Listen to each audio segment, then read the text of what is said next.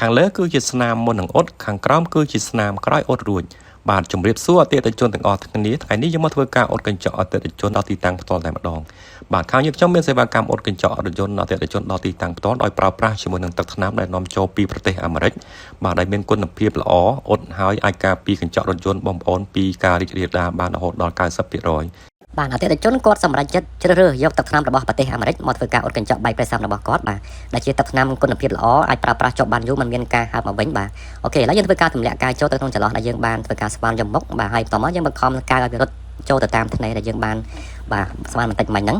អូខេឥឡូវកាយរបស់យើងកំពុងតែរត់ចូលទៅតាមចន្លោះដែលមានស្នាមប្រេះហ្នឹងហើយបាទរត់ចាំបន្តិចរហូតដល់វាចូលសពទើបយើងធ្វើការកម្ដៅភ្លើង UV បាទដែលយើងប្រើប្រាស់ជាមួយនឹងភ្លើង UV ជាប្រភេទ professional អាជីពលក្ខណៈស្រុកគេដែលយើងយកមកប្រើប្រាស់ដើម្បីធ្វើការអ៊ុតកញ្ចក់ជួយអតិថិជនរបស់យើងបាទអញ្ចឹងយើងទុកឲ្យកាយរបស់យើងស្ងួតឲ្យយើងប្រើប្រាស់នឹងកម្ដៅ UV រួចយើងធ្វើការកោសកាយចេញមកវិញបាទហើយយើងអាចការពារកញ្ចក់របស់យើងពីការរីករាលដាលរហូតដល់90ដល់ 95% បាទទៅតាមប្រភេទកញ្ចក់តាមប្រភេទបែកនៃកញ្ចក់របស់យើងបាទអញ្ចឹងយើងមើលទៅបន្ទាប់ពីយើងអ៊ុតហើយបាទតើស្នាមវាបាត់ប្រមាណភាគរយបាទអញ្ចឹងមើលទៅវាសល់ស្នាមបន្តិចបន្តួចខាងលើគឺជាស្នាមមុននឹងអ៊ុតខាងក្រោមគឺជាស្នាមក្រោយអ៊ុតរួច